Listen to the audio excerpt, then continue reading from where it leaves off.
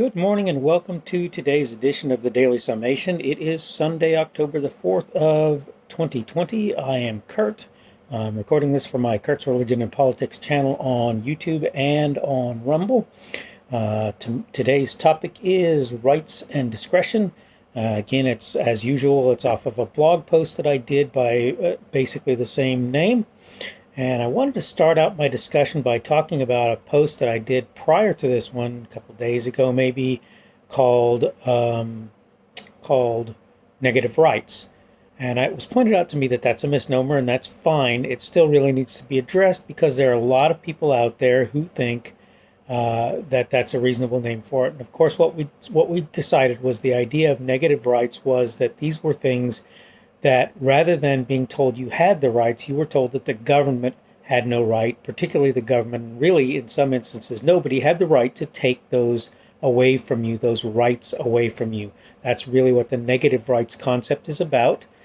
I went on to say that the First Amendment may not offer you the same sort of protection, for example, that the Second does. The first starts out with Congress shall make no law, meaning that the United States Congress doesn't have the right to abridge those freedoms given to you in that First Amendment, or not given to you, but that you have, that are enumerated in the First Amendment. And that in the case of the Second, it ends in shall not be infringed, and that it's probably designed to be a general mandate that you should just assume nobody really has the right to take from you. And this is an important concept, right?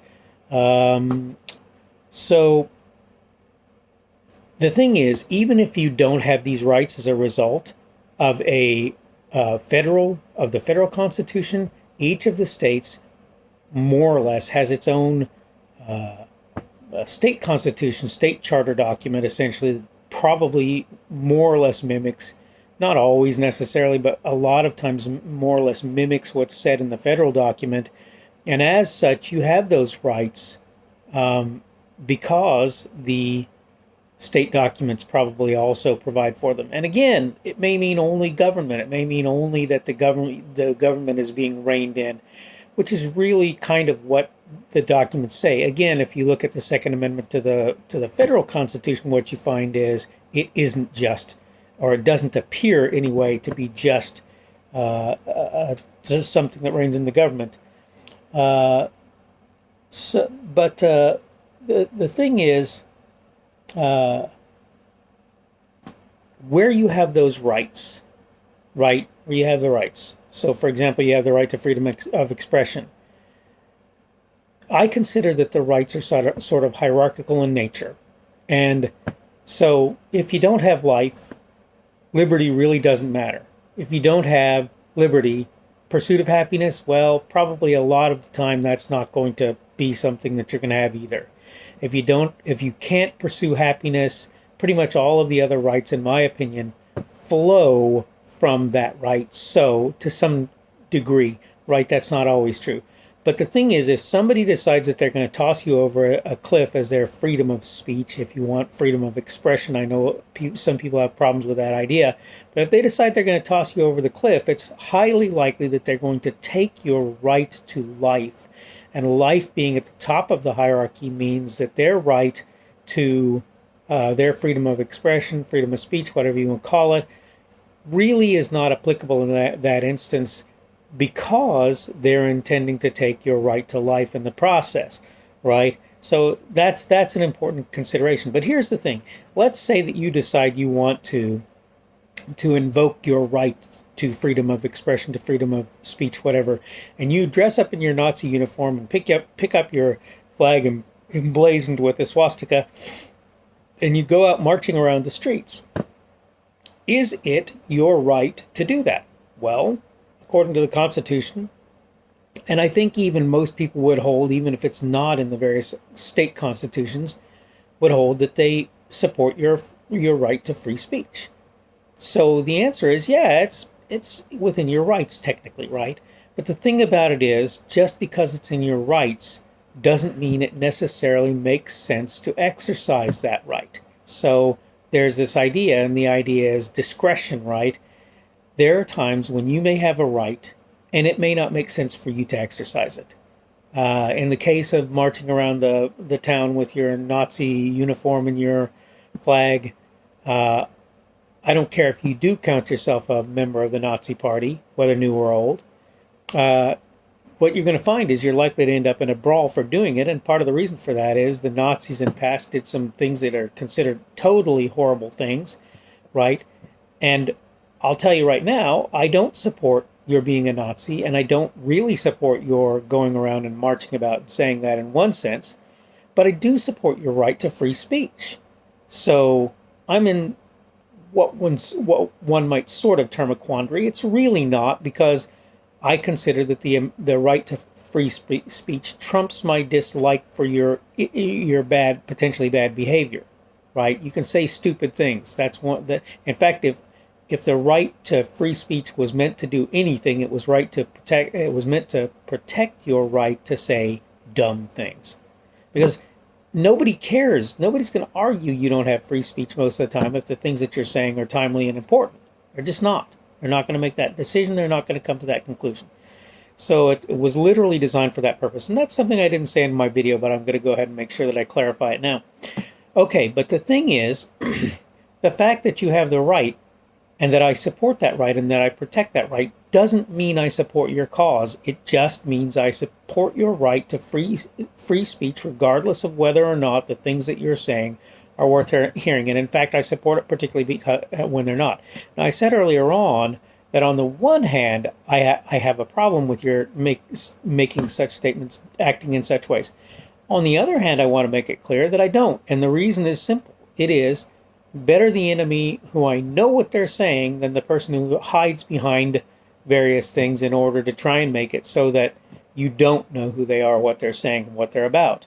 So I actually would prefer to know who you are anyway, so that I know what I'm dealing with on an ongoing basis. And if a person decides not to come out and say, yes, I'm this, yes, I'm that, then I don't know.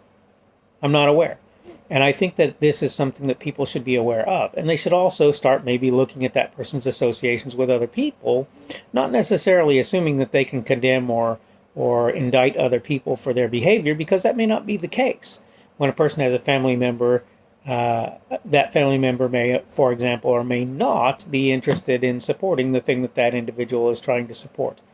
You never know. This includes things like radical Islamic constructs as well, right? Sometimes the kid will say, yeah, I believe that we should, death to America and so forth. And the dad will say, no, I don't support that. And I never brought him up thinking that. So the point is that that I think it's not only fair to let people speak, but it informs you as to who those individuals are. Okay, so the fact that you have free speech, the point that I'm getting at, the thing that I'm trying to drive home here is the fact that you have free speech does not necessarily mean it is wisdom for you to exercise it, or any other right, the right to bear arms. If you are going into a hospital, I'm not saying you shouldn't carry your sidearm if you're not a law enforcement officer, but I'm saying it probably makes less sense there. I don't know how I feel, to be honest with you. I don't think generally I agree with the idea of hospitals or any other entities saying you can't carry a sidearm. But I don't think that it's necessarily wisdom to do so in that sort of circumstances. Food service places, government buildings, I understand the trepidation that some people have, but I still more or less support the idea of your being able to do that. That doesn't mean you always should, right? And I've seen instances where people were essentially castigated for exercising, for example, their Second Amendment right. Sometimes their right to free speech, for example, on college campuses where they're told you can only speak freely here and here at this time and that time. Because people might be triggered or whatever by what you're saying. I'm sorry, that's too bad. But at the same time, that doesn't mean you don't exercise discretion and work to make sure that you're doing your best to keep from people being horribly upset by what you're doing. Okay, I'm coming to the end of my time. So I think you get the idea here. I hope you do. Basically, what I'm saying is, just because you have a right that you are able to practice does not mean you always should practice it openly and completely in every circumstance. So this is pretty much what I'm trying to get across.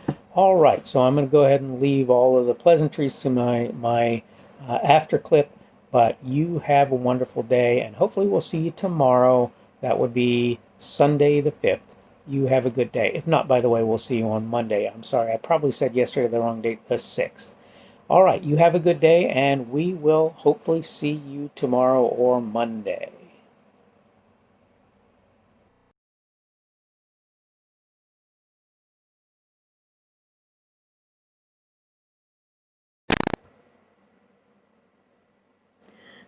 Thanks for watching this video. Remember that you can like the video on YouTube, and you can give me a rumble on Rumble if you want to do that. Of course, you can also subscribe to my channel on both YouTube and Rumble. The channel would be Kurt's Religion and Politics. If you want to see more of my content, you can go to various places. The first of those places would be my blog. That's blogs.kpschubert.com, blogs.kpschubert.com. If you want to follow me on Twitter, Parler or Minds.com, you can look for my handle. I am at KP Schubert. That is at KPSHUBERT. You can also see my Facebook page. That also is Kurt's Religion and Politics.